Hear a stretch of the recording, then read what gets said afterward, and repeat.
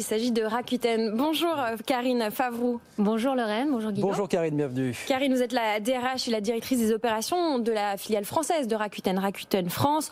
En deux mots, rappelez-nous, qu'est fait ce grand groupe? Alors effectivement, Rakuten est un grand groupe international, un grand groupe de technologie qui est présent dans plus de 30 pays d'origine japonaise. Et en France, nous sommes une plateforme d'e-commerce, plus précisément une place de marché. Donc nous sommes l'intermédiaire entre nos marchands particuliers et professionnels et nos consommateurs.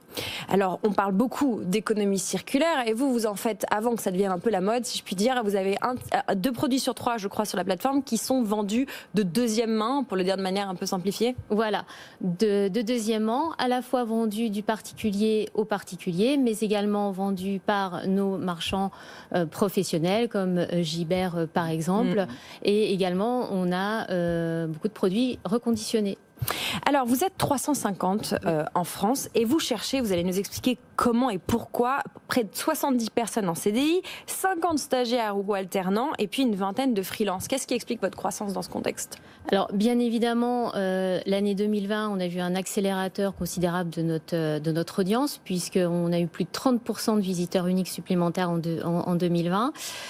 Évidemment, vous le disiez, on est pionnier sur l'accompagnement de nos vendeurs professionnels. Donc, on les accompagne beaucoup dans la digitalisation de leur activité, à la fois en leur proposant vraiment un package clé en main. Donc des PME plutôt, des auto-entrepreneurs peut-être? Tout à fait. Oui. 95% de nos vendeurs professionnels sont des TPE-PME aujourd'hui.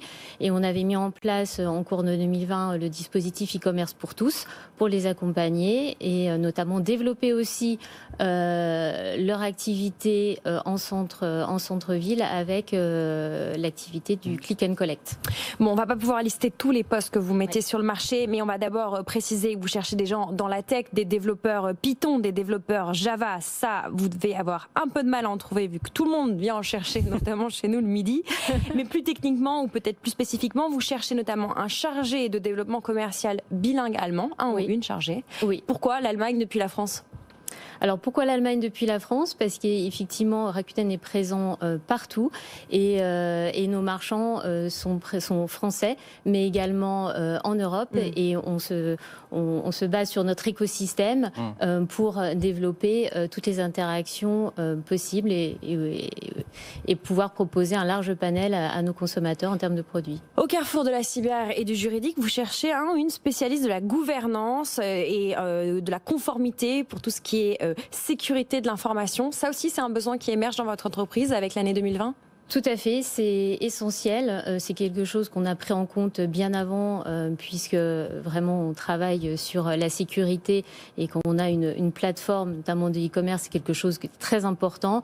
On est très investi sur le contrôle de la fraude, notamment de nos produits, mais bien évidemment, la gouvernance, la sécurité est aussi un point essentiel dans notre activité. Rakuten a racheté en 2010 Price Minister. Oui. Qu'est-ce qu'il y a de japonais dans le management en France de Rakuten? Est-ce qu'il y a quelque chose d'un grand groupe japonais? Vous voyez, on connaît la culture d'entreprise américaine, on commence à connaître un peu la culture d'entreprise chinoise. Comment on résume la culture d'entreprise japonaise chez Rakuten, s'il y en a encore? Parce qu'évidemment, c'est un groupe international. Oui, après tout, oui, peut-être pas, non? Alors, effectivement, je pense que dans la culture japonaise, on a tous en tête le respect. Donc, ils ont vraiment un respect, en tout cas, de l'identité de chaque société, en tout cas, qu'ils intègrent dans leur écosystème. Et puis, il y a deuxième valeur qui est très importante pour nous et qui correspond aussi à notre activité, c'est l'omotenashi. Donc l'omotenashi, c'est le sens du service. Et quand on connaît le sens du service à la japonaise, on ne peut qu'apprendre. Absolument. Voilà, omotenashi. Si ça vous parle, si ça vous attire, eh bien vous allez jeter un œil évidemment au site de Rakuten, RAKUTEN, et vous écrivez à l'adresse fr-du6 recrutement au singulier @mail.rakuten.com. Et puis vous allez jeter un œil à notre LinkedIn, à notre Twitter, vous allez retrouver cette interview. Et puis sur la page web de 60 minutes business. Et tout ça est enregistré. Merci beaucoup Karine.